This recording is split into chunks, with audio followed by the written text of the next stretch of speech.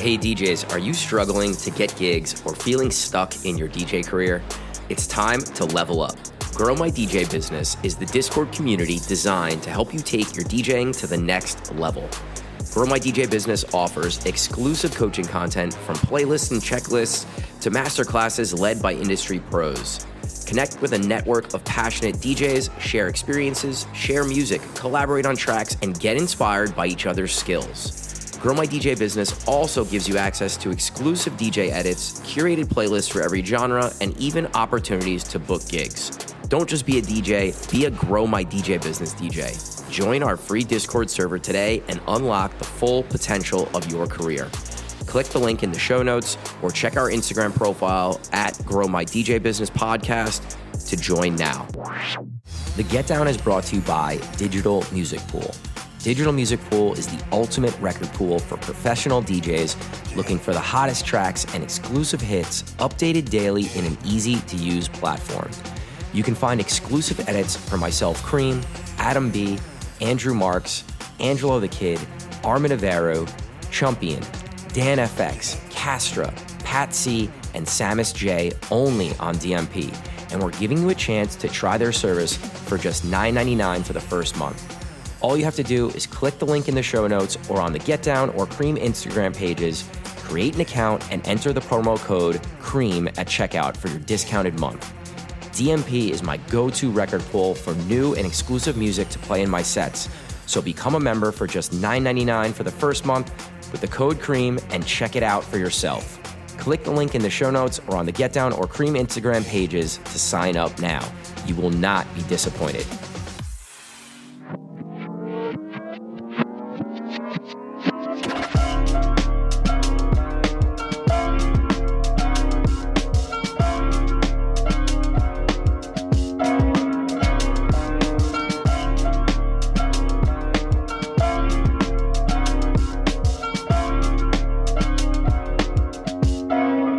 What's up, guys? Welcome to the 161st episode of the Grow My DJ Business Podcast, brought to you by the Grow My DJ Business Discord, Parari Production Academy, and Digital Music Pool. My name is Cream.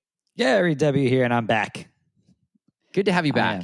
We had Parari 2 weeks in a row. I like having Parari around. Like, he just fits in with what we talk about and what we do and our market, and he's just great, you know?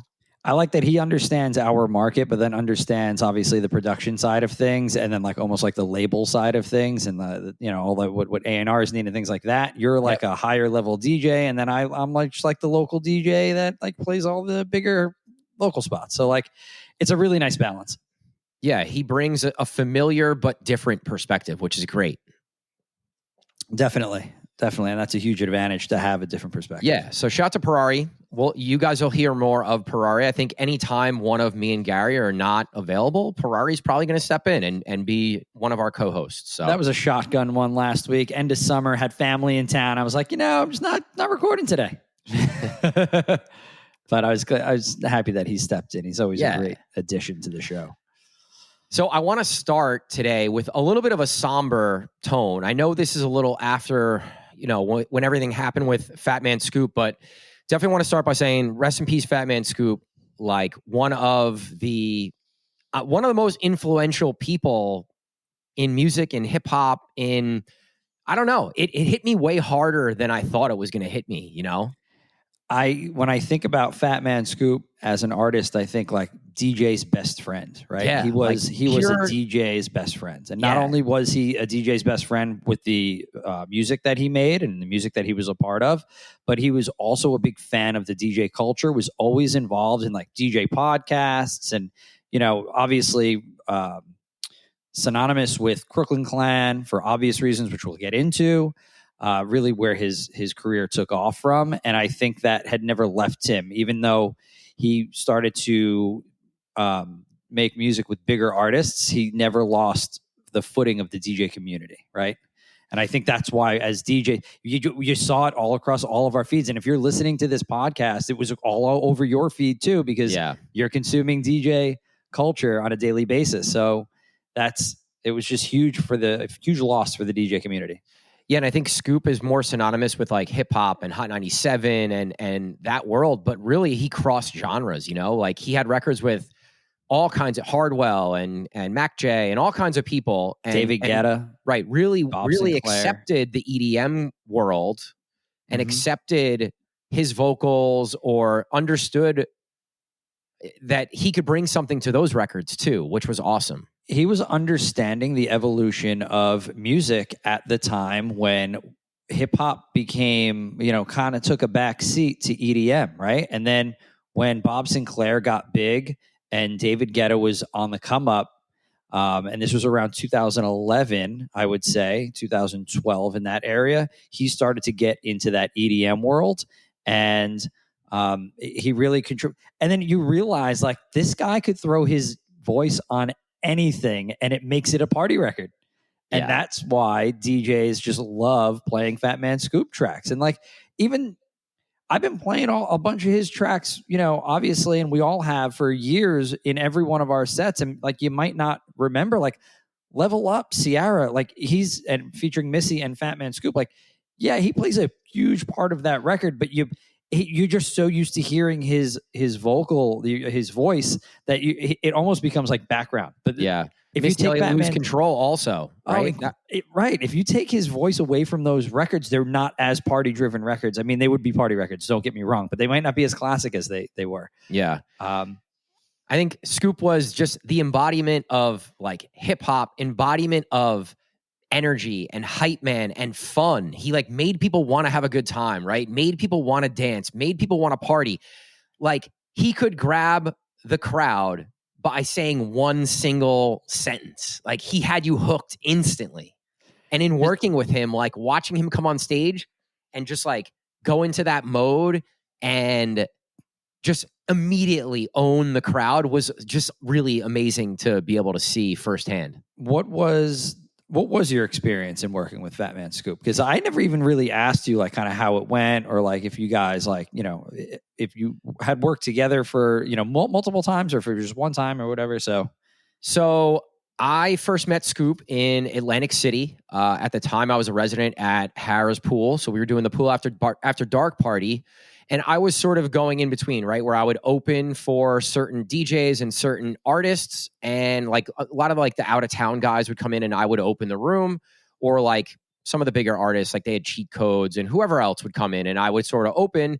And then I was also getting some of the like lower end headline shifts, right? So I, the Saturday after New Year's Eve, like I'd be the headliner kind of thing. So like the first time I ever worked with him, I was technically opening for him and then opening for a DJ from Vegas out of town. And, I started the room. I did sound check with him. We just sort of like hit it off instantly, like super cool guy. We were kind of talking about the flow of the night, talking about like what he wanted when he was coming on for his performance. And he didn't know me. So he was there like super early. He heard my set. He was hanging out with my girlfriend in the VIP, was super nice to her, like making sure she was comfortable. Like, hey, do you need a drink? Like, not something you would get from like a headliner artist, Yeah. And as my set was continuing, 11:30, he's getting ready to come on maybe at 12 or 12:30. We were supposed to switch onto the other DJ that was booked.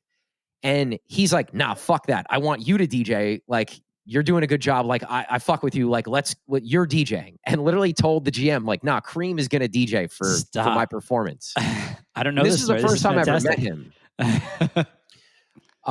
So whatever, like performance was great. It was one of those things where like, I'm going off of his cues, but we had never worked together before, but it just worked, Right. So it was awesome. It was great. Again, like jumps on the mic and he just instantly owns the crowd. They're yelling they're putting their arms up. They're doing whatever he says. And it was just amazing to see how the energy can just go from, 6 to 10 in one sentence. Right. Is he the greatest MC of all time? Party MC of all time? Probably. Yeah, I'm trying to think. I mean, there's some other ones that I can think of in like the EDM world that have done a lot of the festivals. I can't think of like Ambush, and there's a few others, but I think across genres, like most recognizable, I can't think of another one. Can you? No, I can't. I'm trying to think back of like when MC culture was kind of at the forefront of hip hop. So like more like like in the 80s. Right. There might be some 90s. guys before our time that were just not. And I think there's definitely a couple New York City and like party rock MCs from the mid 80s, that probably worked with Grandmaster Flash or even Kool Herc, obviously the pioneers and godfathers of DJing. But in modern times, he's definitely by far the greatest MC, and I mean, he's got the greatest party record of all time. And you said it on a podcast months ago or 8 months ago, whatever it was when we went over that in Be Faithful. And like Be Faithful in itself was just an absolute bomb. I can remember walking to, actually before Be Faithful, him and Crooklyn Clan had another track prior to that called Where You At. And that sampled DMX. It comes in with where my dog's at, instrumental. And I that was in 98. So I was probably like 2 years in the game already. And I was picking through records, and like that was one of the records I bought early on in my career. And I was like, oh my God, like I've never heard anything like this. At that point I'm 14. I'm like, I've never ever heard anything like this. This is wild. Yeah. And then when Be Faithful came out, that was like a must have, because after that Where You At record, like I wore that thing out like at parties, like, middle school block party, at my friend's house parties, like wore that thing out because it was just so unique, and it combined so many different records in one record. So it was like, I can go many different places after this, especially being a hip hop DJ at that time. And then, like I said, when Be Faithful came out, being that, Biggie had died 2 years prior to that coming out. That Faith Evans record, obviously Be Faithful, which it samples heavily. Faith Evans' Love Like This is the sample, right? Faith Evans, right? I'm sorry. Yes. And then that's the main sample, but then it also goes and samples Party at a Party by Queen Pen, which was a big track back then. Off the Books by the Beat Nuts, which was a big track back then. Can I Get a Jay-Z? They were sampling stuff that was like out in and around that year. So Crooklyn Clan was like, obviously successful DJs and successful producers, but like they were sampling things that were still relevant and then putting out this party break. Yeah, they were pretty much making songs better. Right. The choice is yours. Black Sheep, which was a little older at that time, and so was Hip Hop Array, but classic party tracks, right? And they throw them all on this track, and it's like a surefire hit. You know it's going to hit. You knew that Fatman Scoop already had a proven track with their last track that they produced with him, and whatchamacallit, Be Faithful just went off like wildfire. And still does go off to this day. I mean, party breaks you don't really see as much anymore. I know some of the record pools, like some of the exclusive artists. I think DeVille's been making some on Club Killers, but it's not really something that we see too much of now. Right. I'm trying to look up there was a major record store in Times Square that I used to go to when I was in middle school, and like every big DJ would go there. So like when I walked in, like it wouldn't be shocking to see the DJs from Hot 97 there or any of the radio stations. And they had this huge break beat section.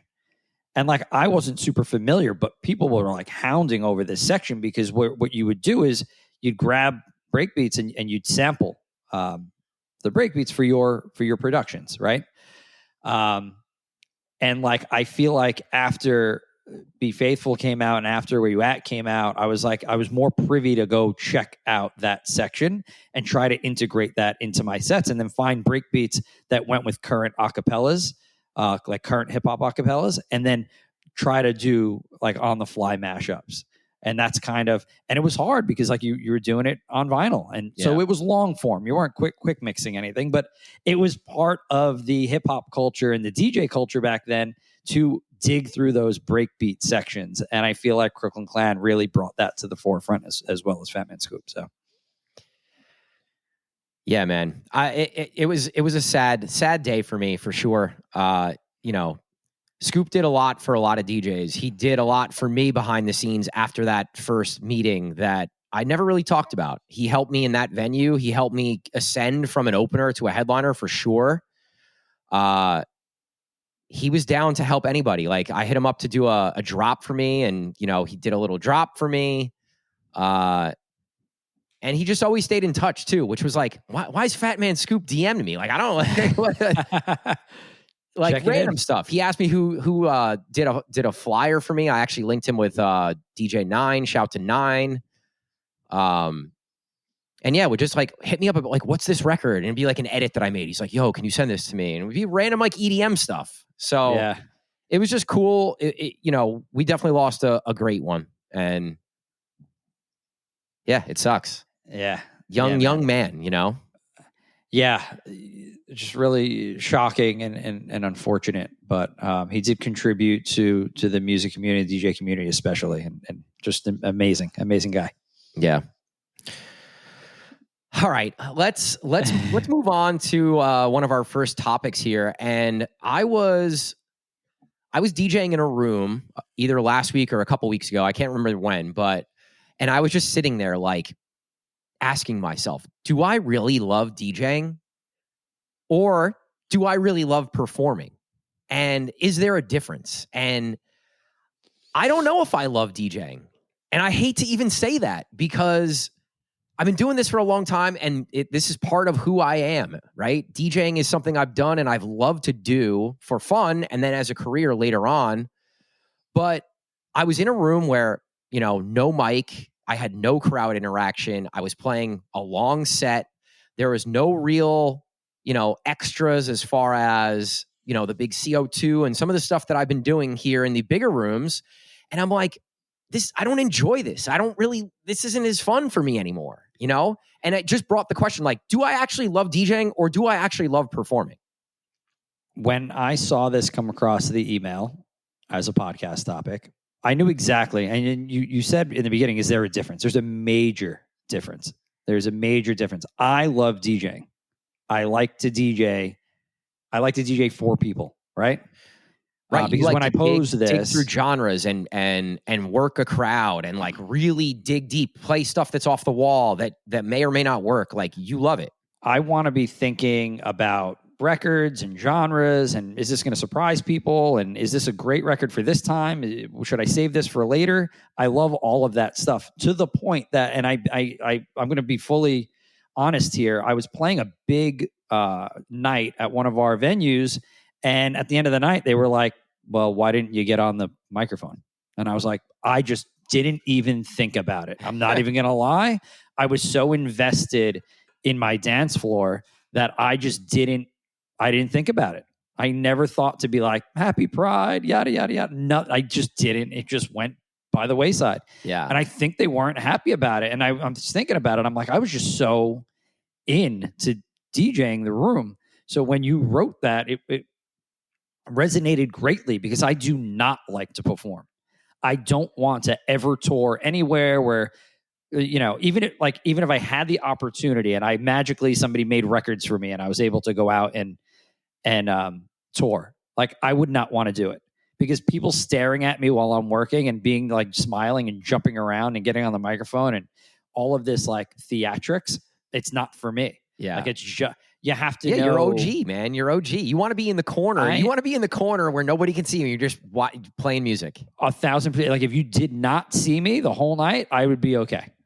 I would be completely fine with that. And I was thinking about the DJs as I came up and where the DJ was in the room in comparison to where the dance floor was. And like I'm thinking of not the original Sound Factory, the second Sound Factory where Jonathan Peters played on 46th Street. And he was up and it was covered. And all you could see was like the gooseneck lights to light his turntables. And that's all you saw. You didn't see him. Yeah. Same thing over at that the place that Danny Tenaglia played. I forget what the name of it was. A couple blocks up where like Bed was and all those places where like Crowbar was. Anyway, I still to this day don't know where the DJ booth was in there. Yeah, we're talking like some of these big New York City spots back in the day. For 5,000 like meatpacking district, New York City. So 5,000 people venues that we used to have in the New York City area. Well, I mean, still got Mirage, but like in Manhattan, we're talking. So like those obviously the evolution, it's changed. And I don't think that I've adapted to like to be in front of a crowd. I've never liked to be in front of a crowd anyways. Right. You know, I just wanted to be playing records and just be the best DJ I could in wherever place I am. And I understand it. You've been doing now so many, so many high level gigs, and you've gotten used to performing. To come back the other way, and if you enjoy that, to come back the other way is very difficult. It's weird to me. It's like, oh, this could be so much better. Yeah, it could. I used to be scared of the performance aspect. Like, I'll be the first one to say it. It used to make me nervous. Used to make me uncomfortable. But now it's a part of what I do. And when I go play gigs that's not an aspect of the booking, it doesn't really fit me anymore. Right. I've just sort of grown into this other thing. And I do love the performance side of it. I do love getting that feedback from a crowd. I love that part of it. You know, I want the spectacle. I want the cryo. I want like the dancers and the people on stilts and all this crazy stuff happening in the room, and like all of this coming together to create this cool thing. Yeah. When that's not happening, it's like, yeah, this is still fun. It's cool. Like, yeah, I get to make the dance floor a rock, and like, I know I could do that, but where's the other stuff? Like going back to just DJing, and you know, this particular room I'm talking about, like we don't even have a microphone. Like I'm literally just DJing. That's it. Yeah. It's just like boring to me. Yeah. The no mic, having no, I mean, I know I just said that I didn't use a mic the whole night, the one night, but not having that as an option sucks. Yeah. Like that shouldn't even be a thing. Yeah. You know, I asked the question, and I'm going to answer it. Do I love DJing? Yes. Do I love performing more? Yes. Also, you know, since I don't have a setup in my house anymore. I used to have a room completely dedicated to DJing. I used to have a setup in my bedroom where I would come home after a really great gig and DJ more because I just wanted to, you know? Yeah. I'm not doing that as much anymore, but I've also been doing this for however many years, right? It's like, it's a little different. It's definitely, this is my career, right? It's not a hobby. Right. So go ahead, finish your thought. No, so I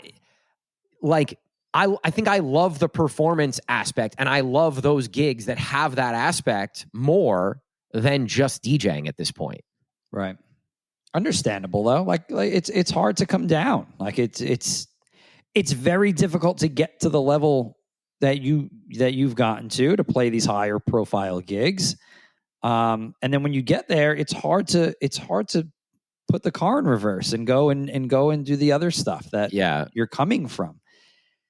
Part of the performance stuff too is that like they're hiring me to go do what I do. Like there's no expectation of, well, this is the format of the room. It's you're booking Cream and you're getting what Cream's going to play, and that's it.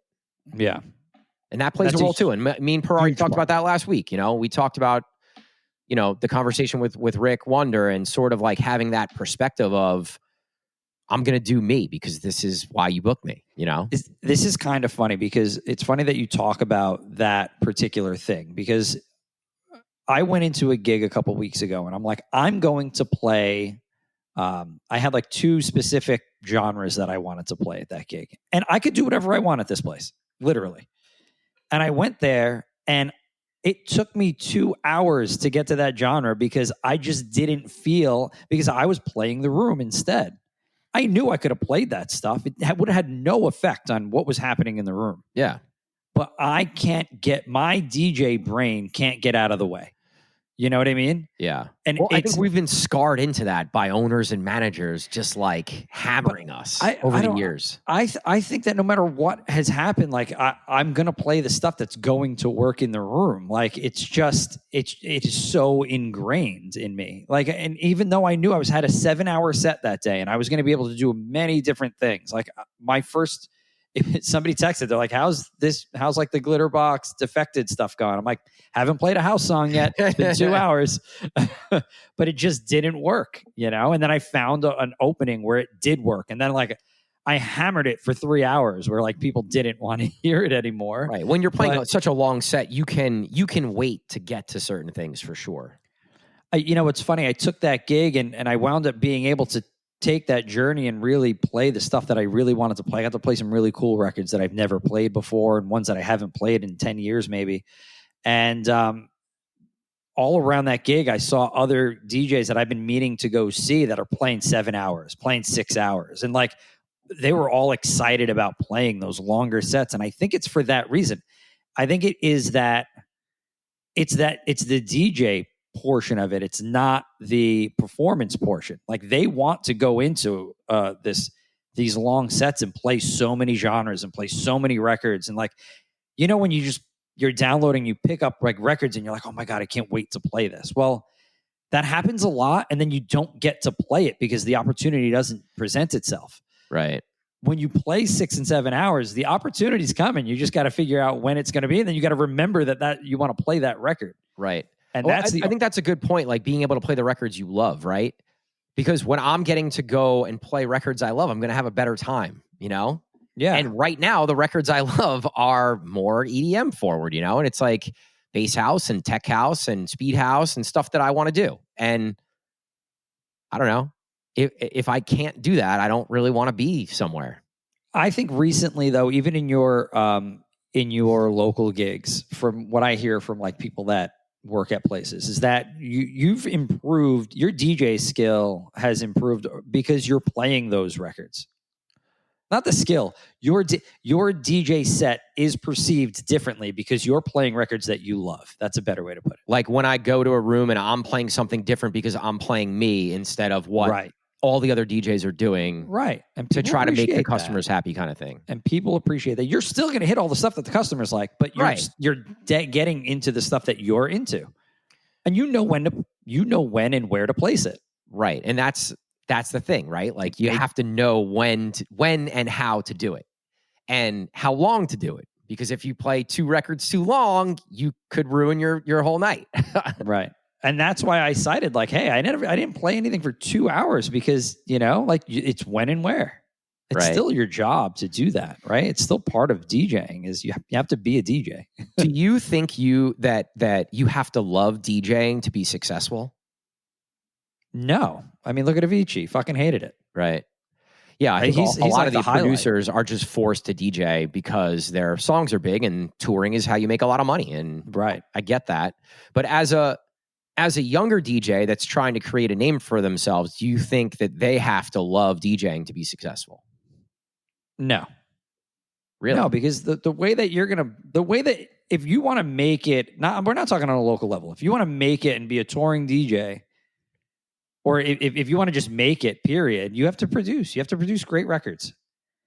This has it's totally flip side to where it used to be, where you had to be a good DJ and then produce a record and then you can go and do whatever. Like, well, you need to produce now. What if let's talk about like outside of the EDM world, right? We talk a ton about the EDM world, and obviously, like, if you want to make it as a EDM guy or girl, you got to make music, right? Period. Right. Let's say you want to do reggaeton, Latin, dembo, those style of parties, or you want to do hip hop.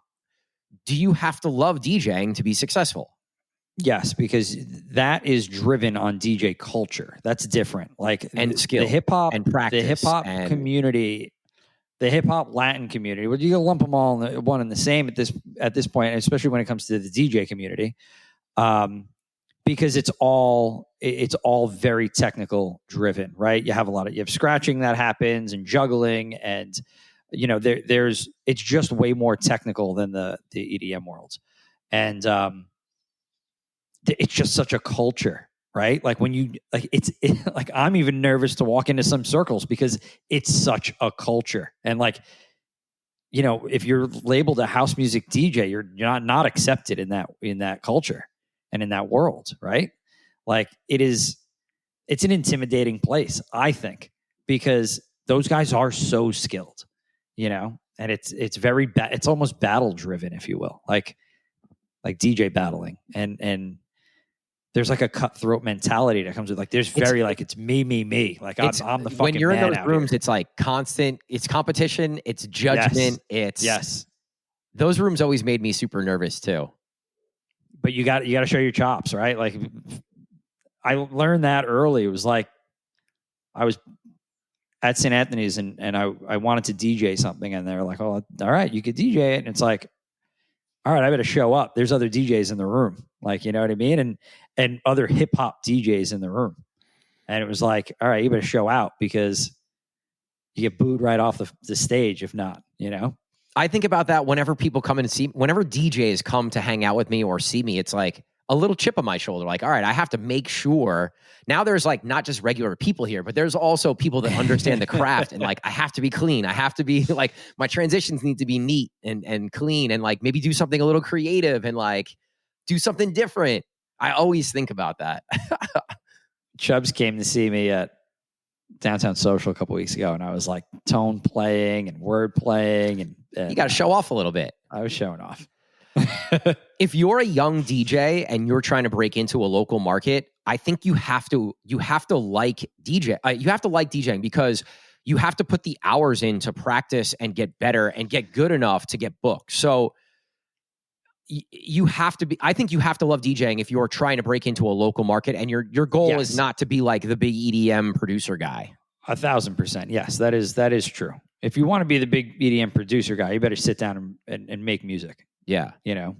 I would say I love music more than I love DJing, if that makes sense. Yeah, I mean, I'm in agreement. Like I'm in agreement. I can listen to music 24 hours a day. You know what I mean? Like I love music, and you get a certain feeling from it, and I just love it.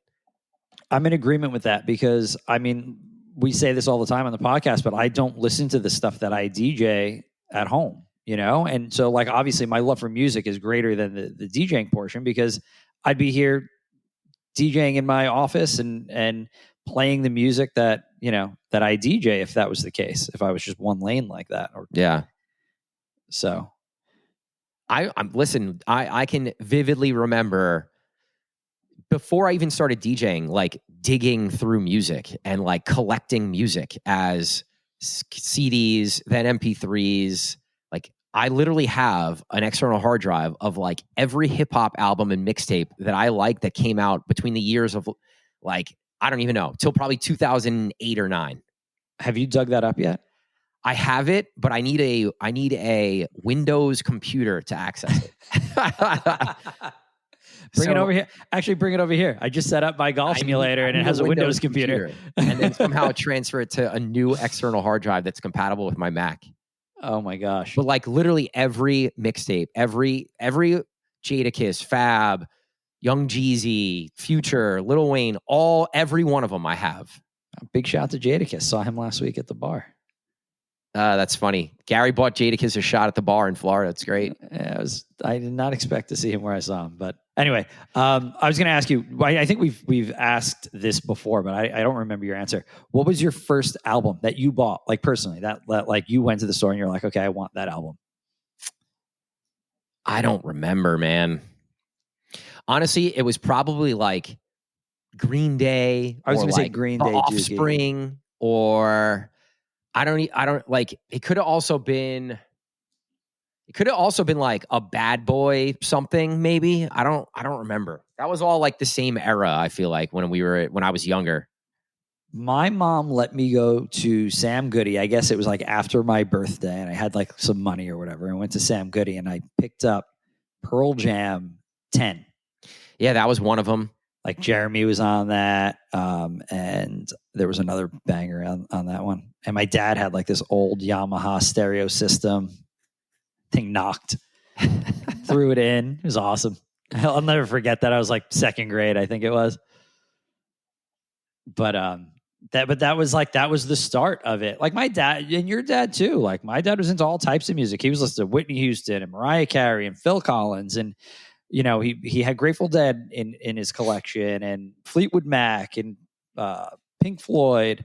I'm trying to think, like Michael Jackson, obviously, and that really set off like being subjected to all of this different kind of music. 'Cause my dad just didn't stay in one lane. Motown was big. Frankie Valli is his favorite. His absolute favorite is Frankie Valli. Wow, you got to set him up. We got to get him up here for a show one of these days. I know. We didn't go when he was down here. It's a complete fail. But yeah, so many different genres. Yeah, I think having a love for music is like, you could learn the DJ thing, right? You could Right. figure out how to navigate the DJ thing. You can hire a coach to come help you learn how to DJ or get better or learn how to scratch. You can't really do that to love music and like want to learn about music. That's got to be inside you. If you want to be a great open format DJ, we say it all the time, go to private events. You got to continue to put yourself in positions where you're going to play different music, and you have to be a student of different music, and you have to figure out how to get it into your sets. And honestly, the only way to get better is continue to play and pick up gigs and put yourself in situations that are uncomfortable. And you're going to fail a lot, but you get better. You get better over time. And it's not instant. It's not 1 year. It's many years. Like, it can be many years, especially if in the open format world. In the house world, it's a little different. Because the sounds are, but that's changing too, with your speed house and all that, and your different varying BPMs, and having to throw all that into one set. I just heard James Hype talking about. I know we talk about James a lot on this, but like, he's a great follow, man. He's awesome. He's phenomenal. Like, his like teaching stuff has been amazing. His inspirational stuff has been amazing. He has a course. I would love to go check out his course. I forget where it is, but go look for it. But it's out there for sure. It might be with like Crossfader or one of those. Yeah, just incredible. I've been loving the stuff that he's just been putting himself out there, which has been good. Yeah, I just reposted a TikTok about him basically talking about production and telling a story of how he was in the studio, like the super sick. He went to the studio 2 days in a row, and as he said it, everything he created was shite. And the third day, he woke up and he was in his apartment, and he opened up his computer and was sitting in his kitchen and like came up with this amazing idea, and then went back to the studio and like finished the idea in a short amount of time, where it's like, you're going to have a lot of those really bad days. Yeah. But when you have the good day, it makes all the bad days worth it, because you have this one day where you're putting in that work for every day, right? And then one day you got the juice, you have the creative juices flowing, and like, it's magic. And that's where you're like, oh my God, this is amazing. Like, I just came up with this great idea. I love this. I can't wait to test it out. Where you could spend a week and you create nothing. So I love that.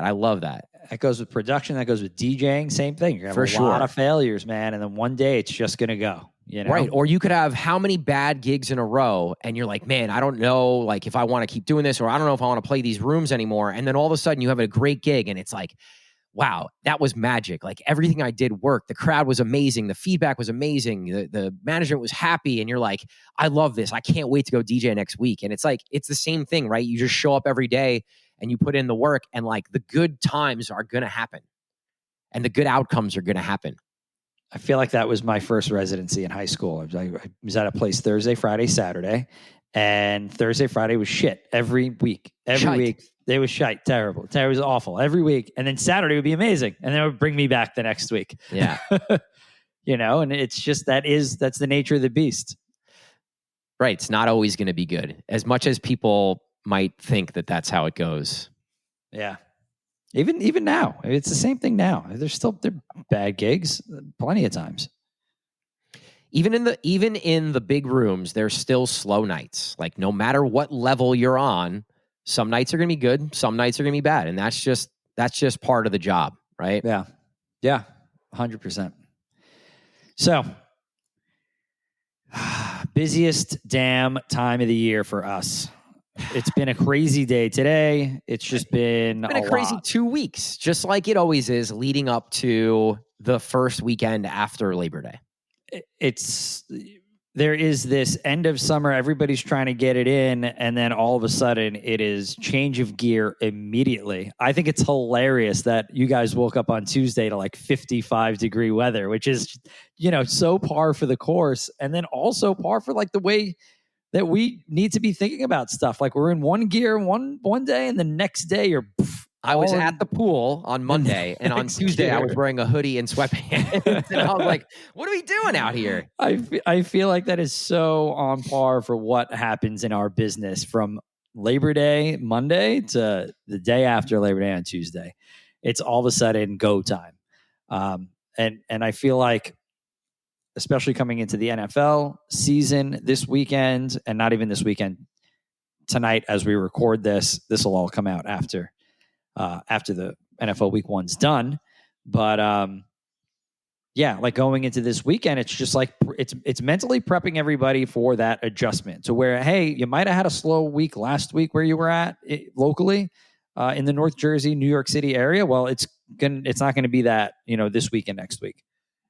We're back full flow, where like owners and managers were just sort of skating through the summer. Like everyone is going to be super on point and involved and hypercritical because it's going to be busy. There's probably a lot of new staff that are working in these venues. Obviously, all the people that were away for the summer in whatever vacation spot that they would normally go to. For us, it's the Hamptons and it's Jersey Shore. All those people are now back in our city, right? And looking to go out and looking to have a good time and excited about the summer ending and this new season, football season, we'll call it a fall season to start, right? The bottle service people that were down the shore and in the Hamptons are now coming back to the city, and those slower bottle service places here are going to be much busier. Right. We're already seeing it, like with the reservations and tables getting bought out for our like quote unquote fall grand opening, Yeah. I like to, I never thought about it as like a fall grand opening until years ago when it was marketed that way in the Hoboken area. And it's just a genius thing because it gets people excited to be back in the area. Even if they weren't, even if they hadn't left for a long time, they probably had gone on a couple of vacations or went down the shore one or two times. And, they haven't been like kind of a mainstay. Well, now they're going to be there for the long haul. I got the holidays coming up and everything else. And it is a great way to welcome people back and to celebrate in some sort of way. And just a great way to get people to spend some money too. But with all of that, like as a DJ, how should you be approaching your set in a different way? Should you be thinking about your DJ sets in a different way? Is there anything that maybe you should be thinking about now that like maybe bottle service is getting a little more crowded and busy? Are there any ancillary things that we should be thinking about as DJs? Yeah, I mean, I think part of what I said earlier about everyone being like really on it and more engaged and paying attention more and more involved as far as ownership and management, like that's the big thing, right? In the summer, people are more lax and like you could kind of walk in when you walk in and you plug in and you start playing. Whereas now it's like, I would get there super early for the first couple weeks here coming up, right? You want to get there early. You want to make sure you're set up. We always say, Gary and I always say to our team, it's like, you want to take away the stress of the DJ and the music. The easiest way to stress somebody out on a big weekend or a re-grand opening weekend is for you to show up 10 minutes before you're supposed to be playing. And like, that's not the way that you want to set off this new season. You don't want to be the guy or girl that shows up right on time or even a little late, right? You want to be super early. Make sure sound is working, right? Maybe you haven't been in the venue since before the summer. Maybe the equipment's changed. Like, I think it's a great opportunity to just touch base with your booker, see what's going on, see if the formats change, right? Formats in the summer musically are much different than formats in the fall. There's just less people in the summer. You have to play more towards your crowd. Maybe you have to be a little more sort of mainstream. Whereas in the fall, you can go deeper. You can go harder. You can get more aggressive. You can play a little left field a little more because the rooms are busier earlier and staying busier later. Right. You're not risking, hey, I'm going to play like one or two harder records or like, test records and you're going to lose your crowd in the summertime. You don't want to, you can do that when your rooms are filled. You can't you don't get away with that in the summertime. I would tell you to be on your A game all the time, but like during this time, you really have to be on your A game, But if you're the DJ that went and traveled and played the big party spots in the summer, you're now coming back and you're ready to go. You're ready to rock. You're continuing kind of what you were doing. Yeah, you're continuing what you're doing just in a different location pretty much. So with that being said, and this is supposed to be our very, very, very busy season, which we're still busy. It's a sprint, man. Like, we're always busy, but it's a sprint from Labor Day to New Year's Eve for sure. But what do you like? I know we're seeing a little changes year over year here from September to September. We are a bit slower this year, specifically on Sundays, which is an indication of a slowing. I don't want to call it nightlife, but just a slowing bar scene, club scene, bars. I'd say bar scene because that's kind of our Sundays are geared toward football and DJing, football and getting people out for kind of partying on Sunday. And we've seen a drastic change in our year over year for Sundays in September. Why do you think that is? I mean, what's going on there? Yeah, we've been talking about some of these trends that have been happening just in nightlife overall. And part of it is from the economy, right? Like, things are really expensive right now. Everything is really expensive right now. So to go out and spend $200, even $100 to go drink or party or get a table or whatever, like, maybe that just doesn't make sense to a lot of people.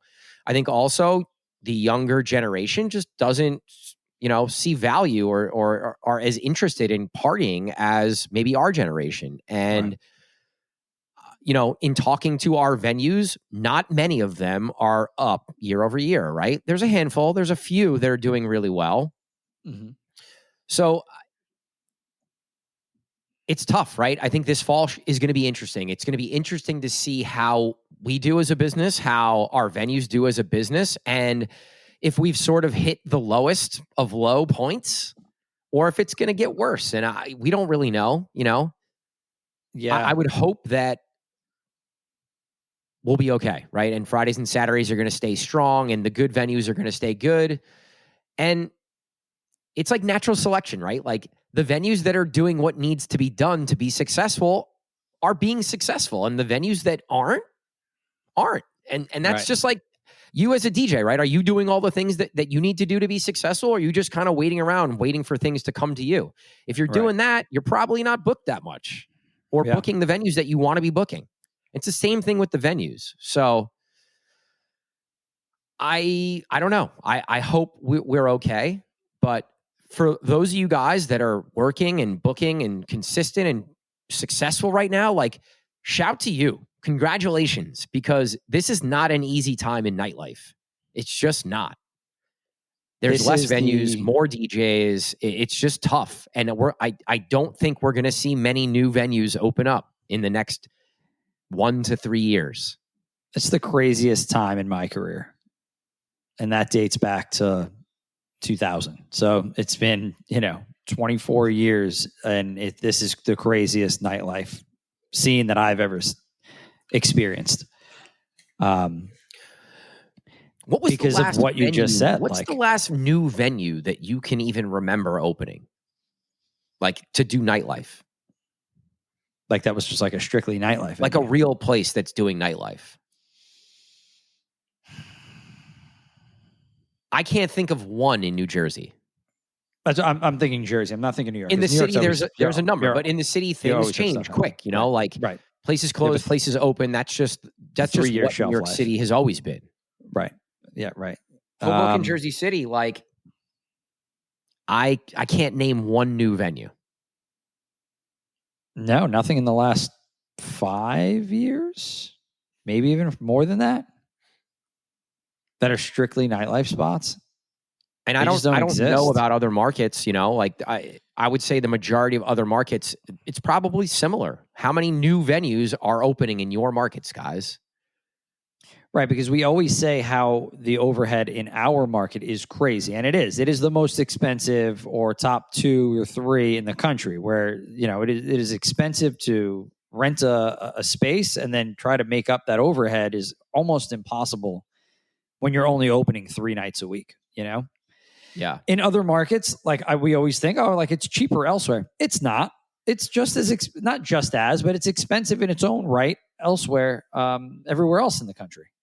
Yeah. So,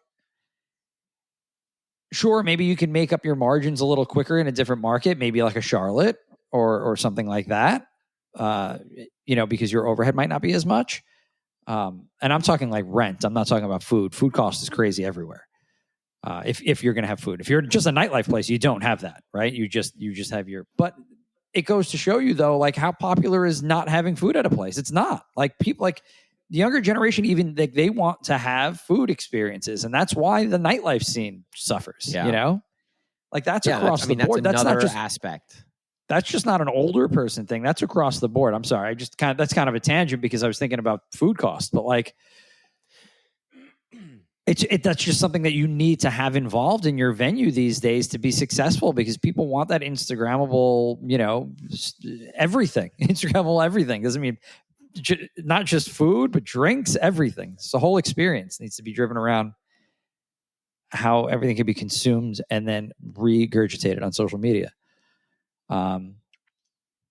So I don't know. It's a hard landscape, and I don't want to be doom and gloom for sure because you're right. Like big shout to everybody. There's a lot of DJs working, and we work with a lot of DJs, and not just guys that work at our places, but guys that work at other places too.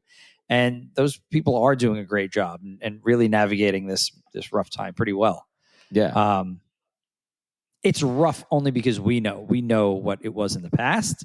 If you don't know, then you don't know, right? Like ignorance is bliss out here. Right. And we're also talking to owners, so we know how they're doing as far as a business. So like that plays a role too.